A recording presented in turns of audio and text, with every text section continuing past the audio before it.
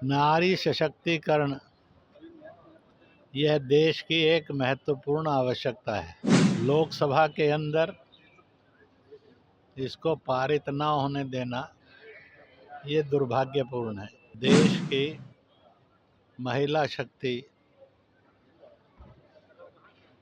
इस अपमान को सहेगी नहीं। देखिए, महिला आरक्षण पर इंद्रेश कुमार का कांग्रेस पर बड़ा प्रहार आया है। महिलाओं को सशक्त होने से रोक रही है कांग्रेस। बंगाल चुनाव में भुगतान होगा अंजाम। महिला आरक्षण बिल को लेकर देश की सियासत एक बार फिर गर्मा गई है। जी हां, आरएसएस के वरिष्ठ प्रचारक इंद्रेश कुमार ने इस मुद्दे पर कांग्रेस को आड़े हाथों ले लिया है। उन्होंने साफ कहा है कि कांग्रेस की दोहरी नीति के कारण देश की महिलाएं खुद को ठगा हुआ महसूस कर रही हैं। जहां आपको बता दें कि आरएसएस के वरिष्ठ प्रचारक इंद्रेश कुमार ने महिला आरक्षण बिल के संसद में गिरने का गहरा अफसोस जताया। क्या कुछ कह रहे हैं वो जरा सुना।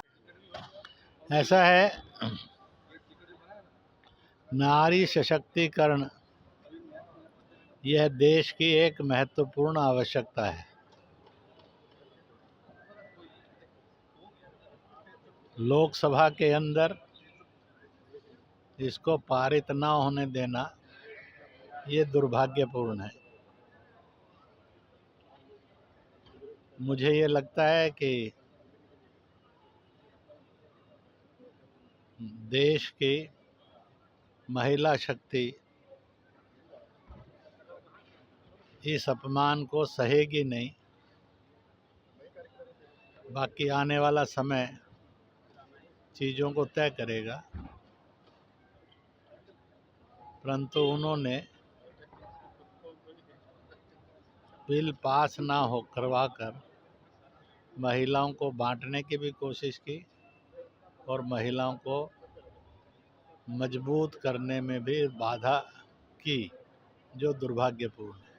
प्रधानमंत्री मोदी ने कहा है कि आरएसएस ये कांग्रेस वाले को, विपक्ष को ये चुकाना पड़ेगा, कीमत चुकाना पड़ेगा। जिस तरह से बिल का समर्थन उन्होंने नहीं किया, एनडीए प्रेस कॉन्फ्रेंस करेगी और आंदोलन करेगी। ऐसा है, राजनीतिक दल अपने अपने रास्ते से अपना अपना काम करेंगे, इसलिए इसका उत्तर तो वही देंगे कि वो क्या करेंगे। स्वाभाविक रूप से राजनीतिक दलों को अपनी राजनीतिक लड़ाई लड़नी थी, लड़ रहे हैं और लड़ेंगे।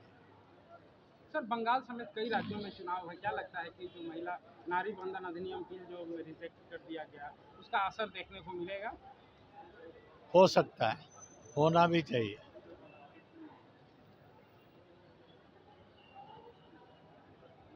ठीक है। मांग कर रहे हैं लिमिटेशन के बाद भी आरक्षण। ऐसा है कि देश महिला आरक्षण के नाम पर थोड़ा बटा बटा और ठगा ठगा है।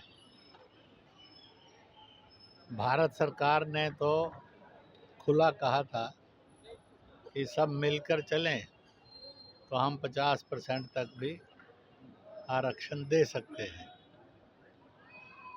सोचना भी चाहिए, विचार भी करना चाहिए और निर्णय को बदलना भी चाहिए।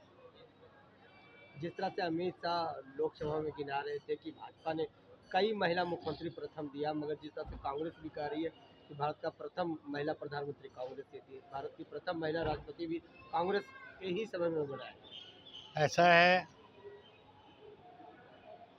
हमारा ये कहना है कि उन्होंने भी बनाया है, इन्होंने भी बनाया है, कांग्रेस ने भी बनाया है, बीजेपी जनसंघ ग्रुप ने भी बनाया, एनडीए ने भी बनाया है और यूपी ने भी बनाया होगा। परंतु सबसे बड़ी बात यह है, अब जुल्म क्यों और भेदभाव क्यों? जब पहले किया है तो अब भी करने के लिए आगे बढ़ना चाहिए और उस चीज़ को स्थापित करने चाहिए। पहले किया है तो आज इसका अर्थ ये तो नहीं है कि कांग्रेस अत्याचार करेगी या उसके नारी सशक्तिकरण को रोकेगी। इसलिए पहले किया है, आज भी करना चाहिए। तो आपने सुना इंद्रेश कुमार ने साफ तौर पर क्या कुछ कहा है। उन्होंने साफ तौर पर प्रधानमंत्री नरेंद्र मोदी के विजन का समर्थन करते हुए कह दिया कि अगर सभी दल एक साथ आ जाएं तो ये आरक्षण 50% तक भी दिया जा सकता है, लेकिन विपक्ष विशेषकर कांग्रेस इसमें सबसे बड़ी बाधा बनी हुई है। इंद्रेश कुमार के बयान के उन्होंने कुछ बातें कही है, कहा है कि कांग्रेस पर भी सवाल किया है। अगर कांग्रेस का दावा है कि उन्होंने पहले महिलाओं के लिए काम किया है तो आज वह इस बिल का समर्थन करने से आखिर पीछे क्यों हट रही है। महिलाओं के साथ धोखा, उन्होंने आरोप लगाया है कि कांग्रेस बिल का समर्थन न कर महिलाओं को बांटने की राजनीति कर रही है। ऐसे ही तमाम अपडेट्स के लिए बने रहे NBC 24 के साथ।